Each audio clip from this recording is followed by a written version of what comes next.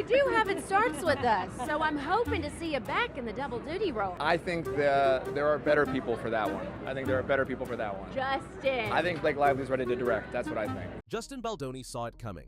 The tension, the manipulation, the legal threats, everything that's happening now, he tried to warn us again and again. But back then, most people weren't paying attention.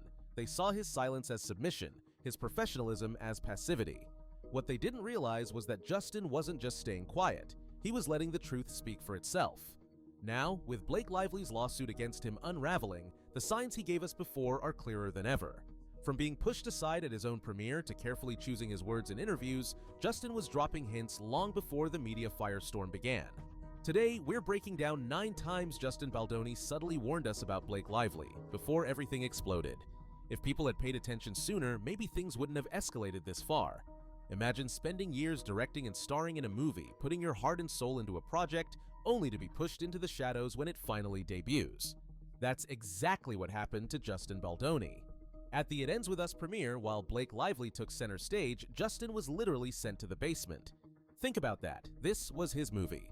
He wasn't just an actor, he was the director, the creative force behind the entire project. And yet, when it was time for the spotlight, he was nowhere to be seen. Instead, Blake dominated the red carpet, controlled the media attention, and made sure all eyes were on her. Even though he was the reason the film existed in the first place, he was deliberately sidelined. And he didn't make a scene about it. He didn't complain. He just let it happen, allowing the world to see what was going on. This was a massive warning sign, one that most people missed at the time. It wasn't just about the premiere, it was about power. Blake was sending a message. This is my movie now. And Justin, he was already being pushed out. Justin is not the kind of person to badmouth others. He's known for his kindness, his professionalism, and his ability to uplift his cast and crew. But in one interview, he let something slip, something that, in hindsight, was a huge red flag. When asked about directing while acting in It Ends With Us, he responded carefully. I think there are better people for that one. I think Blake Lively is ready to direct. Now, at first glance, that might seem like a compliment. But when you dig deeper, it's clear that this wasn't just a throwaway comment. This was a warning. Justin was subtly hinting at the fact that Blake had been trying to take control of the production, that she had been making essential creative decisions that weren't hers to make. Insiders reported that Blake was constantly challenging Justin's authority on set, overriding his creative choices and acting as if she was the true director. Justin, despite his growing frustration, never spoke badly about her. Instead, he kept it professional, but in that one moment, his words hinted at something deeper. Blake was taking over. This wasn't about collaboration, it wasn't about teamwork, it was about power, and Justin felt it. Colleen Hoover, the author of It Ends With Us, had been deeply involved with the film adaptation. She worked closely with Justin, knew the behind-the-scenes dynamics, and saw everything unfold firsthand. So when she was asked about Justin's future as a director, her reaction was telling. She rolled her eyes. That one simple gesture said everything. She didn't verbally confirm anything, but her body language was loud and clear. She knew.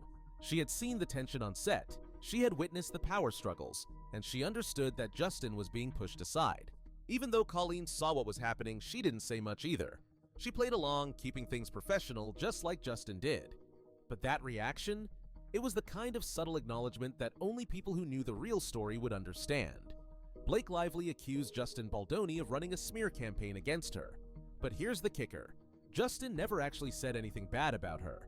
So how did this narrative even start? Well, Blake didn't need Justin to attack her. Her own interviews, past and present, were enough for the public to start questioning her actions. People began noticing inconsistencies in her statements, strange contradictions in how she presented herself, and an undeniable pattern of her trying to control narratives. Instead of taking responsibility, Blake turned the tables and tried to paint Justin as the villain. But Justin didn't take the bait. He didn't defend himself aggressively. He didn't fight back with public statements. He just kept moving forward, another sign that he knew exactly what was happening and didn't want to fuel the fire. Blake's lawsuit later accused Justin of harassing 2 actresses on set, Isabella Ferrer and Jenny Slate. But there's one major problem with that claim. Isabella had personally sent Justin a message after filming, thanking him for creating a safe and supportive environment. She said, in her own words, that he made her feel comfortable and protected throughout the entire shoot. If Justin was such a problem on set, why would Isabella send him such a heartfelt thank you? It's clear that Blake's accusations weren't rooted in actual evidence. They were part of a larger plan to discredit Justin, isolate him, and destroy his reputation. And once again, instead of reacting, Justin let the truth reveal itself. Justin's own talent agency, William Morris Endeavor, dropped him. And guess what? They also represent Blake and Ryan Reynolds. At first, the agency tried to act neutral, claiming that there was no bias involved. But then, a leaked conversation exposed the truth. Top executives at the agency were backing Blake and Ryan. One of them even admitted that what was happening to Justin was messed up, but still sided with the Hollywood power couple. Justin losing his representation wasn't just a coincidence, it was a calculated move. And the fact that he didn't fight back publicly shows just how much power he knew he was up against. Justin Baldoni had spent years advocating for gender equality, using his platform to promote conversations around masculinity and feminism. His work wasn't just performative, it was backed by real action. He co-hosted the Man Enough podcast, where he engaged in difficult discussions about what it means to be a man in today's world. He worked on projects aimed at elevating women's voices, he spoke at conferences, and he put his money where his mouth was. So when he was awarded the Vital Voices Solidarity Award, it wasn't just a casual honor, it was a recognition of years of work. This was an award given to men who had actively fought for the rights and empowerment of women. It wasn't about PR, it was about impact. But then, just days after Blake Lively's lawsuit was filed, Vital Voices suddenly revoked the award. The reasoning? Because Blake accused Justin of weaponizing feminism. Think about that. One moment he was being honored for his contributions to the feminist movement. The next, he was being painted as someone who exploited feminism for his own benefit. The timing was far too convenient. It wasn't a coincidence. It was a calculated move. The moment Blake needed a way to discredit him, an award meant to recognize his advocacy was stripped away. And it wasn't just taken quietly. Vital Voices released an official statement, distancing themselves from him as fast as possible. This wasn't about facts. There was no real investigation, no review of his work, no pause to assess whether the allegations had merit. Instead, the decision was swift, almost suspiciously swift, as if they were reacting out of fear rather than fairness. For Justin, this was a devastating blow, not just personally, but professionally. Imagine dedicating your life to a cause, only to have your entire reputation erased overnight because someone with more power and influence decided to turn the narrative against you. And yet, despite this, Justin didn't fight back. He didn't release angry statements. He didn't call out the hypocrisy. He didn't beg for the award to be reinstated. Instead, he let the situation unfold, knowing that the truth would come out eventually. Because in the end, actions speak louder than accusations. And as more and more holes appear in Blake's case, it's becoming clear that this move, just like everything else, was about control, not justice. For years, Justin Baldoni co-hosted Man Enough alongside journalist and author Liz Plank. The podcast wasn't just another celebrity-hosted show. It was a deep, introspective series about masculinity, feminism, and the societal expectations placed on men. Justin and Liz had spent 4 years building a brand that challenged toxic masculinity and encouraged emotional vulnerability in men. They tackled heavy topics together, spoke to influential guests, and presented a united front in advocating for change. Then, suddenly, after Blake Lively's allegations surfaced, Liz abruptly left the podcast. It wasn't just a quiet, behind-the-scenes departure. She didn't simply step away due to scheduling conflicts or creative differences. Instead, she made it clear that she was distancing herself from Justin, and she did it with pointed words. In her official statement, Liz wrote, "I'm writing to you today to let you know that I have had my representatives inform Wayfarer that I will no longer be co-hosting the Man Enough podcast. We all deserve better, and I know that together we can create it. I will have more to share soon as I continue to process everything that has happened. In the meantime, I will continue to support everyone who calls out injustice and holds the people standing in their way accountable." Those last lines weren't just vague, they were loaded. I will continue to support everyone who calls out injustice, holds the people standing in their way accountable. Without saying Justin's name, she heavily implied that she was taking a stand against him. And she wasn't the only one. The moment Blake's lawsuit was made public, several of Justin's industry peers began quietly stepping away from him. Liz had worked with Justin for years. She had sat across from him for countless episodes, engaging in deeply personal conversations about social justice, feminism, and gender roles. She had vouched for him in public spaces. If anyone knew who Justin really was, it was her. And yet, the moment controversy hit, she jumped ship. The most brutal part? She didn't even give Justin the benefit of the doubt. There was no, "I will wait for the facts to come out." No, "I stand by my colleague until the truth is clear." Instead, she left immediately, aligning herself, intentionally or not, with Blake's side. For Justin, this wasn't just a professional setback, it was personal. This was someone he trusted, someone he had collaborated with for years, someone he had built an entire brand with. And just like that, she was gone.